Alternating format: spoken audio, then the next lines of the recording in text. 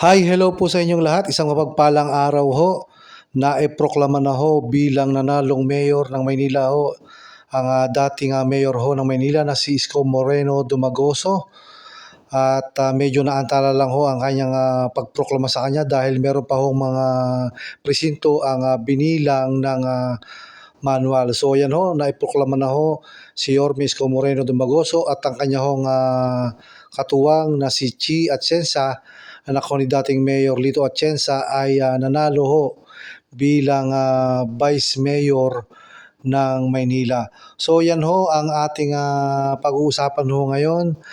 Yan hong pagkakapanalo ho ni Yorme Isko Moreno Dumagoso at ang pagkakapanalo ho ng kanyang Vice Mayor na si Chi Atienza.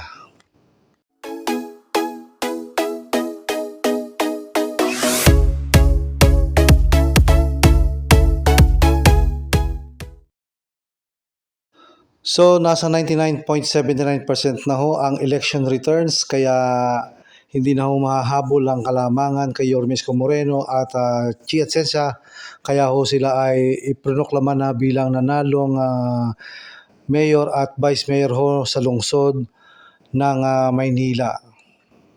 Ang turnout votes ho sa City of Manila ay halos umabot ho ng 897,319. So yan ho ang dami ng bumoto ho doon sa posisyon ng pagka-mayor doon ho sa labanan ng alkalde.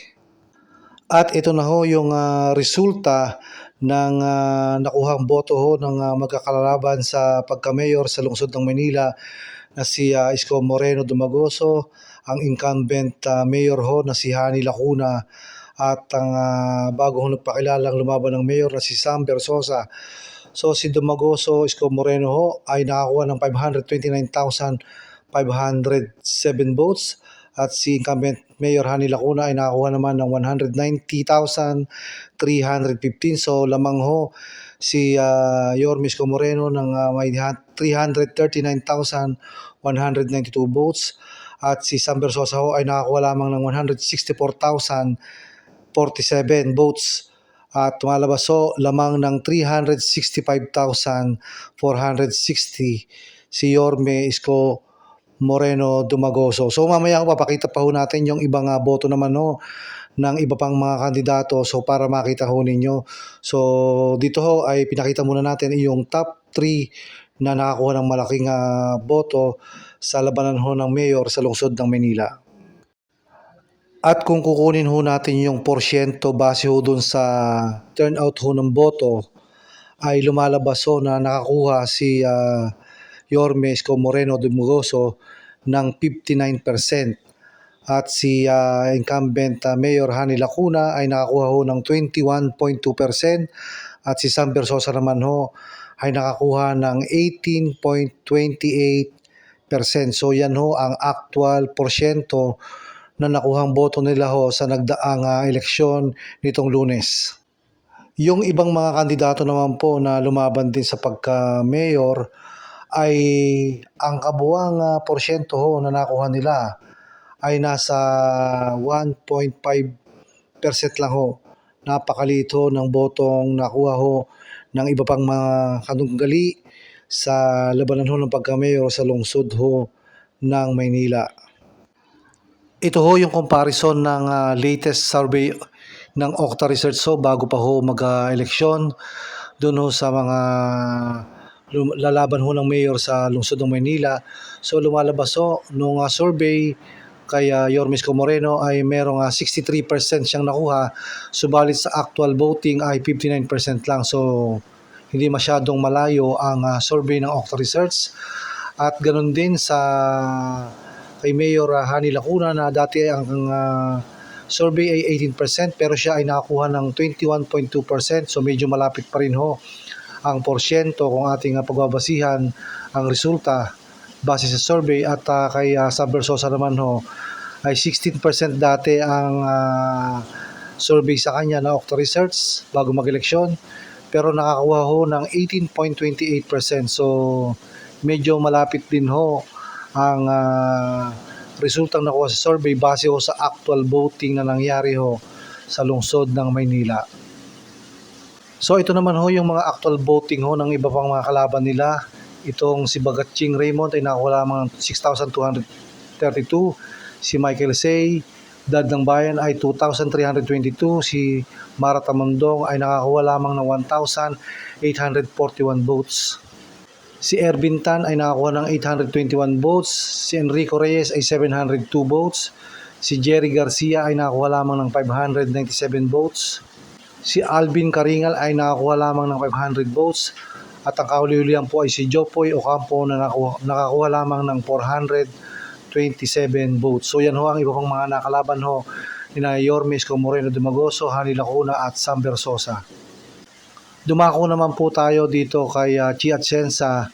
Siya ho ay nakakuha ng botong 582,510. At si Yul Serbo ho, ang nakaupong Vice Mayor ng lungsod ng Maynila, ay nakakuha lamang ho ng 249,419 votes. So yan lang hong dalawang yan ang may malaking boto hong nakuha ho sa labanan ng pagka-Vice Mayor ng lungsod o ng Maynila. At ang kalamangan po ni Chi Atienza ay 331,091 votes po. Yan po ang lamang niya kay incumbent Vice Mayor Yul Serbo. Ito pa po yung boto ng iba pang mga kandidato sa pagka-Vice Mayor. Si Nino Anthony Magno ay nakakuha ng 16,442 votes. Pablo Chiqui Ocampo, 9,105. Arvin Reyes, 7,905 votes. Si Solomon Say na anak niya Michael Say ay nakakuha lamang ng botong 6,951 at ang panghuli po ay si Remy Uyales na nakakuha lamang ho ng 2,073 votes. Kung atin pong kukuhanin ng porsyento na nakuha ni Chi Atienza at ni Yul Serbo base ho sa turnout ng mga boto ay lumalabas ho na sa 66.62% ang nakuhang actual vote ho ni Chi Atienza at si Yul Serbo naman ho ay nakakuha lamang ng 28.52%. At ang iba pong mga kandidato na kalaban nila ay nakakuha lamang ng 4.86%. Ito po yung survey at actual votes, yung comparison. So noon hong survey bago mag-eleksyon, meron hong 60% na nakuha itong si Chi Atienza, pero ang actual votes ho ay 66.62%. So masasabi ho natin na hindi pa rin ho malayo ang survey base ho sa actual votes. At si Yul Serbo ho dati ay sinasabing 33% sa survey at sa actual voting ho na nangyari itong Lunes ay nakakuha lamang ho si Yul Serbo, ang Vice Mayor ho ng Maynila, ng 28.52%.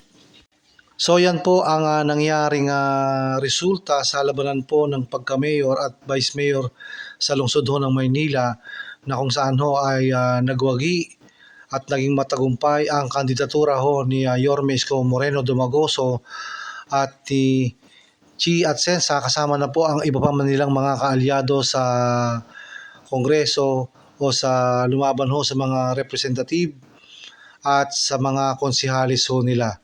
So hanggang dito na lang po muna ang ating vlog ngayon tungkol po dito sa pagkapanalo po ni Yorme Isko Moreno Dumagoso at ang bagong at batang-batang Vice Mayor ho ng Manila na si Chi Atienza.